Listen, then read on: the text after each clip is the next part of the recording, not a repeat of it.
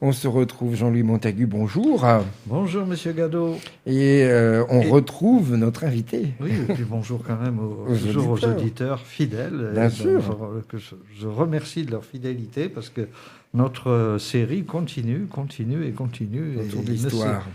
Ne se dément jamais. Voilà. Et on retrouve Dominique Audrerie. Bonjour. Bonjour, ravi de vous retrouver. Merci de m'inviter pour parler de cette vieille dame de la rue du Plantier, comme nous aimons l'appeler. Si âgée. La Société historique et archéologique du Périgord, née en 1874. Ah oui, elle se porte bien. Elle va bien, elle est jeune, le mollet alerte et les idées multiples.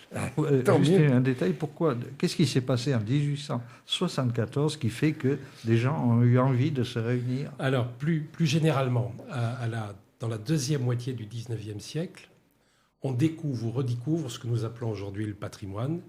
Et un certain nombre d'érudits locaux, de personnalités, ont envie de se retrouver pour reconnaître, pour aller dénicher les pièces les plus intéressantes dans le patrimoine local. D'où cette naissance des sociétés savantes, en liaison d'ailleurs avec, à l'époque, le ministère de l'Éducation. Il y avait beaucoup d'instituteurs, il y avait beaucoup d'enseignants. Quel était l'objet? C'était de retrouver, de faire reconnaître, de faire mémoire de ces lieux importants dans chaque département, donc ici en Périgord. Et les premiers travaux que l'on voit, c'est les visites de châteaux, les visites d'églises les plus remarquables. Les gens du sud venant au nord, ceux de l'est allant découvrir ce qu'il est à l'ouest. On commence à circuler, donc on profite de cette possibilité nouvelle de l'itinérance pour aller découvrir ce qui n'est pas immédiatement à côté et qui est dans l'histoire locale. Les sociétés savantes, et la Chappe est tout à fait dans cette logique, c'est connaître, reconnaître le patrimoine local. Connaître et reconnaître, mais aussi l'étudier. Et c'est la deuxième dimension, c'est-à-dire qu'on va voir un édifice, mais on veut savoir à qui il appartient, on veut savoir de quelle époque il est, quels sont les éléments historiques qu'il a traversés. Donc on en vient aux études locales, qui sont extrêmement précieuses parce qu'on va accumuler là une information qu'ensuite les successeurs vont approfondir, compléter et aller plus loin. Mais dans cette deuxième moitié du 19e siècle, et c'est assez passionnant, on est quand même à quelques années de la Révolution, qui a chamboulé beaucoup de choses. Et là, on a comme une sorte, non pas de retour de balancier, n'allons pas trop loin, mais une redécouverte des choses anciennes, des choses qui nous entourent et que l'on va qualifier peu à peu de patrimoine, c'est-à-dire ce que l'on a reçu de nos pères. Comment est mon église? Comment est mon château? Est-ce que je n'ai pas plaisir à la montrer à ceux qui sont plus loin? Est-ce que je n'ai pas besoin moi-même d'en connaître et l'histoire et d'où elle vient et comment elle se présente? La Société historique et archéologique du Périgord est née de cela, c'est-à-dire connaître, reconnaître, étudier. Mais ça ne suffit pas, et c'est le deuxième volet d'une société savante, c'est de transmettre, faire connaître, c'est-à-dire publier. À l'époque, c'était la publication d'une revue. La revue devient le moyen de porter ses connaissances à tous ceux qui le souhaitent. On peut acheter la revue, adhérer à l'association, se faire prêter la revue, c'est-à-dire que non seulement on fait des études, mais on a le souci de transmettre ces connaissances. Et c'est le deuxième aspect des sociétés savantes. Et c'est assez passionnant à cet égard, c'est-à-dire que ce que l'on découvre, ce que l'on étudie, on veut que d'autres en bénéficient, que d'autres puissent partager ce goût. Et là, on est tout à fait dans la démarche patrimoniale moderne que nous connaissons, dont nous aurons peut-être l'occasion de parler, mais c'est cette transmission. Parce que si on ne transmet pas, on a simplement un plaisir égoïste. Alors que le comparer avec d'autres, au fond, renouvelle le regard que l'on a sur ce que l'on possède soi-même. Les excursions de la société historique depuis le début, c'est l'occasion de renouveler son regard, de renouveler sa curiosité vers des choses semblables à celles que l'on possède, mais avec lesquelles on pourra faire des comparaisons, des justifications. Pourquoi je dis que ma ville est la plus belle quand je vais en visiter une autre? Ça m'oblige à regarder autre chose, à remettre en perspective quelquefois des phrases un peu rapides. Combien de fois ai-je entendu à Ribérac qu'il n'y a rien? C'est complètement aberrant. Il y a de belles choses à Ribérac et dans le Ribéracois, simplement. Beaucoup ne les connaissent pas. Donc le travail d'une société savante, mais de toute personne on peut cultiver, c'est de repérer ces lieux, de les montrer, de les faire visiter, d'en faire des monographies, aujourd'hui des photos, des petits films, etc., etc. Toute région a une richesse. Le nom-trôné, souvent on a dit il n'y a pas grand-chose. C'est fabuleux le nom-trôné, le nombre de beaux lieux dans le nom-trôné naturel, des églises, des châteaux, des vieilles demeures en nom-trôné. Il y en a beaucoup, beaucoup. On ne les connaît pas. Donc là, on dit, mais il n'y a rien. Ce qui est faux. D'où une société savante comme la nôtre, mais pas seulement la Chappe, qui est d'aller chercher ces petits trésors, ces petits joyaux locaux, les étudier, les montrer, les faire connaître. Alors, si on veut parler très, très concrètement, terre à terre, la chape, c'est j'allais dire comme Staline, combien de divisions, combien de membres? Alors, quelles sont vos activités de routine? Quelles sont les choses qu'on peut trouver chez vous? Notre société savante, comme la plupart d'ailleurs, certaines ont même disparu aujourd'hui. Il y a des régions où les sociétés savantes se sont éteintes, ce qui n'est pas le cas de la chape. Le nombre de nos membres évolue entre 800 et 1000. Oh, c'est énorme. Voilà. C'est la plus grosse association. Non, mais il y en a d'autres qui sont comme les nôtres, voire plus importantes. Mais on est parmi les grosses associations de ce type. Ce qu'il y a aussi, et ça c'est important, c'est que d'autres sociétés savantes sont nées ces dernières années. Des sociétés savantes locales. Celle de la Tour Blanche, celle de Brantôme, celle de... Donc c'est fait, non pas une concurrence, mais enfin, pourquoi aller à la chape si j'ai une société savante à côté? Bon. Donc, une des préoccupations que j'ai, c'est d'aller vers ces autres associations pour partager et faire des choses ensemble. C'est ainsi que nous avons fait des sorties avec les amis de Hautefort. Hautefort, notre patrimoine, nous a reçus à Hautefort. Ils nous ont fait une très belle balade. On a travaillé ensemble et on va faire bientôt un colloque avec eux. Bon. On va faire bientôt une sortie sur la vallée du Salambre avec les patrimoniales. On est chez elles, c'est avec eux qu'on va faire une sortie. On a fait des colloques. On va faire des publications, on a fait des coéditions avec Hautefort, on en prépare une autre avec d'autres. On l'a fait avec le Bournat autour de la Félibrée, puisqu'on a coédité le livre sur les 100 Félibrés. Bref, il faut qu'on aille aujourd'hui aller chercher d'autres, parce que si à une époque il y avait la chape, aujourd'hui il y a les sociétés savantes en Périgord. Je pense à nos amis de Sarlat aussi, enfin, il y en a plein. Et il faut qu'on travaille ensemble, parce qu'on est quand même, même s'il y a beaucoup de membres à la société, il y a beaucoup de consommateurs. Donc, il faut aussi trouver les personnes qui veulent s'investir, qui sont capables de faire des études, de conduire des conférences, de présenter des éléments. Donc, ça aussi, c'est un travail. Et puis aujourd'hui, la chape, c'est aussi les nouveaux moyens technologiques. Oui. Pendant très longtemps, la chape, c'était une petite salle de réunion, 25, 30, 40 personnes. Je me souviens la première fois où je suis allé à une séance, il y avait... Rue du Plantier, déjà. Rue du Plantier, on était déjà rue du Plantier. Et il y avait 30, 40 personnes. Lorsque j'ai dit, on ne peut plus rester dans nos locaux, il y avait 2 salles fermées par un mur, donc la deuxième, bon, et puis des conditions sanitaires assez aléatoires. Donc aujourd'hui, enfin... Quand le coronavirus nous le permet, nous allons dans cette belle salle mise à disposition par la ville de Périgueux à la bibliothèque. Et là, on a la place de recevoir 150 personnes dans des conditions sanitaires agréables, avec des outils de transmission où l'on peut entendre et voir. Bon. Mais ça, c'est les exigences modernes parce qu'il y a du monde. Mais il y a d'autres exigences. C'est-à-dire que le bulletin lui-même doit être pris, en série avec les sites Internet. Nous avons un site Internet où il y a des milliers d'informations accessibles par chacun. Voilà, c'est énorme ce qu'il y a dessus. Et il vient comme donner la possibilité d'aller sur nos bulletins par le biais d'Internet. C'est-à-dire qu'on n'a pas besoin de venir à la société ou d'aller dans une bibliothèque pour consulter les numéros anciens. Ils sont en ligne sur Internet. Donc on tape avec les mots-clés, avec tout ça, c'est accessible. Oui, j'ai eu l'occasion de m'en servir. Il suffit de taper quelques mots-clés, de voir si on tombe tout de suite sur les articles de la revue qui concernent, par exemple, il suffit de taper Ribérac et vous allez trouver. Alors là, il y en aura beaucoup. Mais c'est très intéressant. Et alors, on va plus loin. Considérable.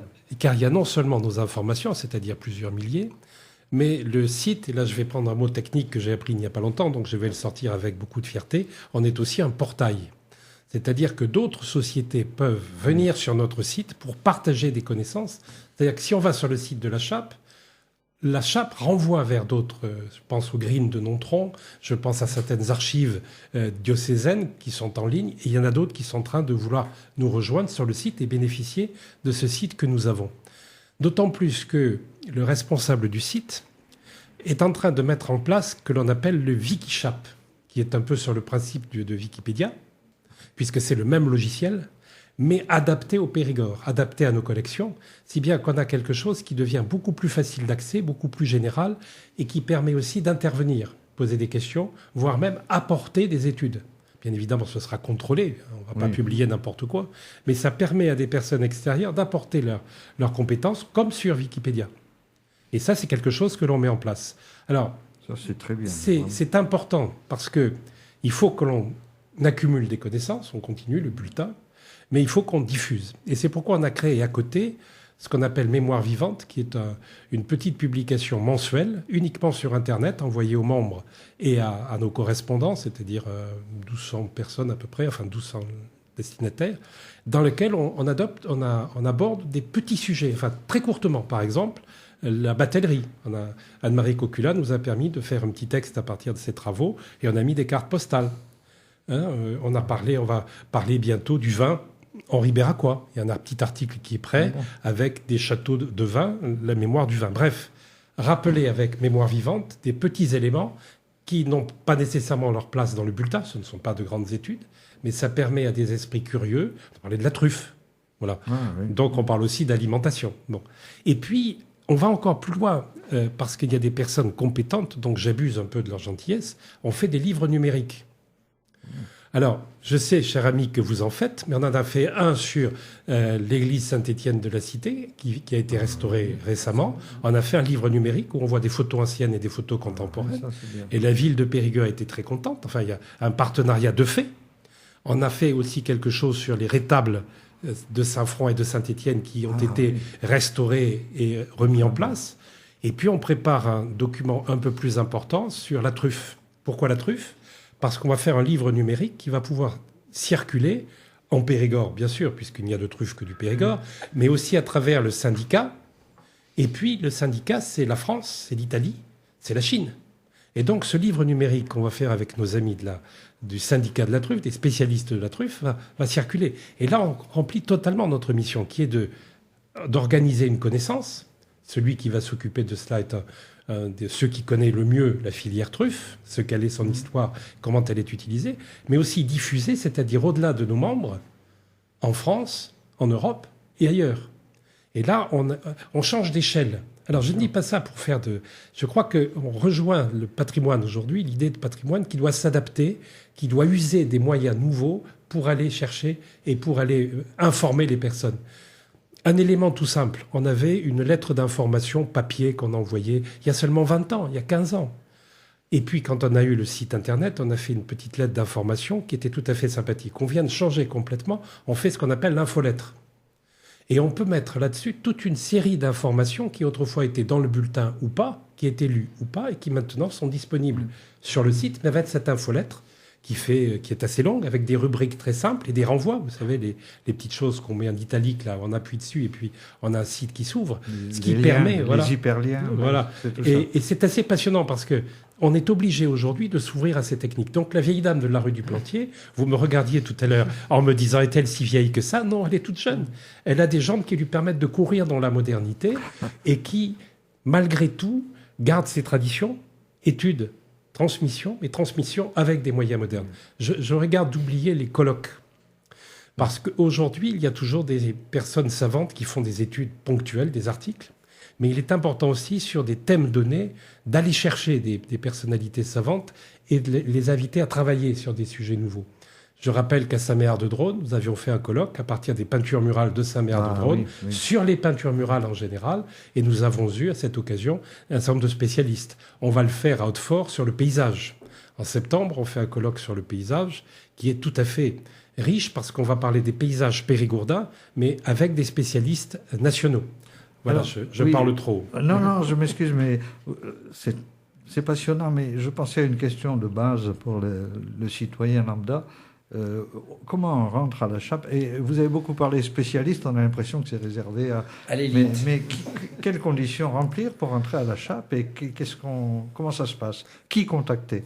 Alors, pour entrer à la société, c'est très simple. Tout le monde y est invité. Et ceux qui n'y sont pas, je le dis très simplement, je crois qu'ils sont dans l'erreur. Parce qu'ils ont toute leur place à la société. Ah. Tout le monde peut apporter quelque chose à la société. Soit parce qu'on a des études, des papiers, il faut payer les cotisations parce que tout ça, ça coûte. C'est combien à peu près? Alors, par an, 65 €, le bulletin et l'adhésion. L'adhésion et le bulletin, c'est 65 € par an. Vous voyez, c'est pas très cher. Et l'adhésion simple, moi je crois que j'étais longtemps adhérent simple, c'est 30 €. Oui, mais sans le bulletin. Oui, c'est ça. Mais si on a le bulletin, il y a quand même 4 livraisons par an, ce qui fait entre 400 et 500 pages par an.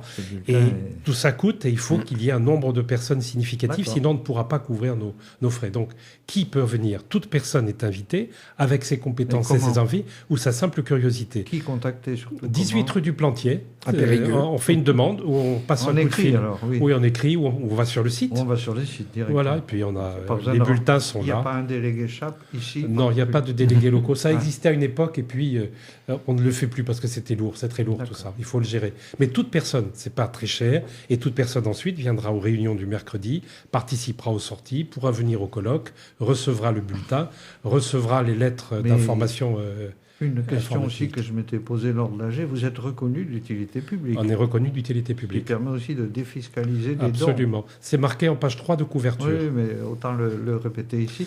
Mais par contre, les dons qui sont attendus, souhaités, et que personne hésite à nous faire des dons. Nous les prenons bien volontiers. Les dons, les legs et tout ça, comme les associations reconnues d'utilité publique. Alors je dis cela avec un peu d'humour, mais en fait c'est très important, parce que les cotisations nous permettent de vivre au minimum, c'est-à-dire le bulletin, payer nos frais. Et vous avez des salariés quand même. Mais nous avons une secrétaire à temps partiel, et puis nous avons nos collections à entretenir. Nous avons des milliers de livres dans notre petit immeuble, dans notre petit hôtel, et ces livres ont besoin d'être restaurés, d'être reliés pour certains, donc il faut qu'on ait des moyens financiers nouveaux.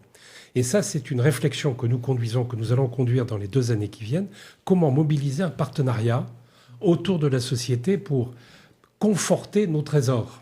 Et notre premier trésor, c'est notre bibliothèque, avec des livres bien sûr, mais aussi des cartes postales anciennes, mais aussi des dessins, des cartes, etc. Tout ça a besoin d'être restauré et il faut des moyens que pour l'instant nous n'avons pas. Sachant que vous n'avez pas de subvention, si j'ai bien compris. On n'a pas de subvention. Alors on a eu des partenariats ponctuels. Le Crédit Agricole nous a aidés, notamment lorsqu'on a déménagé pour trouver quelques subsides, mais c'était très très ponctuel.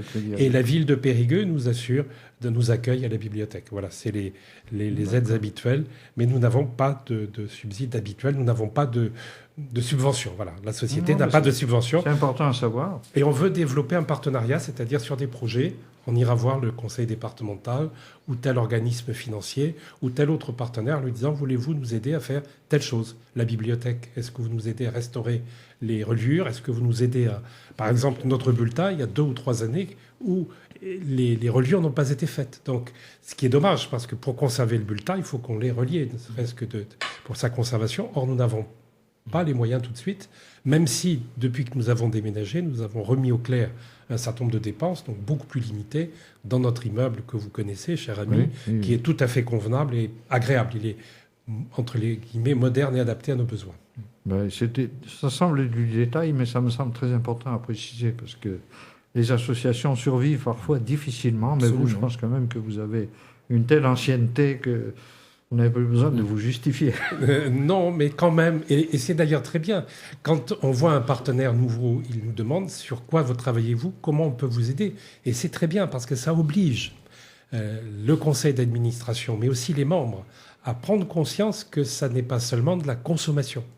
Que ce que l'on vient voir, que ce que l'on reçoit aujourd'hui sur Internet, que l'on voit dans la bibliothèque, eh bien, il faut investir. Ça ne se fait pas comme ça. Et c'est important, je crois, que l'on passe du consommateur à un public éclairé qui peut nous aider financièrement. Et un dernier point sur lequel j'attire l'attention des gens, c'est que tout ce qui est sur Internet, c'est bien joli, mais il suffit qu'un jour un centre se mette à flamber et puis tout disparaît. Donc la conservation en matière solide, les papiers, ça reste extrêmement important. Eh bien, pour ne rien vous cacher, Mémoire vivante, qui est pourtant un envoi dématérialisé, nous l'imprimons. Et il y a on met ça dans des pochettes et on les garde. Voilà. Vous parliez de dons financiers. Est-ce que vous recevez également de dons de vieux livres, de cartes postales, d'objets peut-être précieux? Alors, on reçoit beaucoup de livres, mais la difficulté, c'est qu'ils doivent être un peu par rapport à nos missions. Et aussi, un certain nombre de livres qui nous sont offerts, on les a déjà. Parce que ce sont des personnes qui... ont vécu agréablement, dont les enfants sont partis et nous disent « je vous donne la bibliothèque de mon papa ». Mais ce sont des livres, ou de ma maman, mais ce sont des livres que l'on a déjà. Donc oui, nous avons des dons précieux, des dons intéressants que l'on essaie de valoriser. Un des derniers, c'est Monsieur Avriot, les archives de Monsieur Avriot, celui qui a beaucoup travaillé sur les souterrains. Nous avons ces archives, Dominique Avriot nous les a données. Et on est en train de les classer. Bon, on avait eu les cartes postales de l'abbé Pomarède. Voilà. Donc ce sont des dons, tout ça. L'ancien président Pomarède, que j'ai connu aussi, qui est décédé il n'y a pas si longtemps que ça, et qui était de Tocane, je crois. Tocane, qui était un homme remarquable. Après, vous avez eu M. Fayolle, Gérard Fayolle, qui était une figure politique. Voilà, mais tout à fait gentil et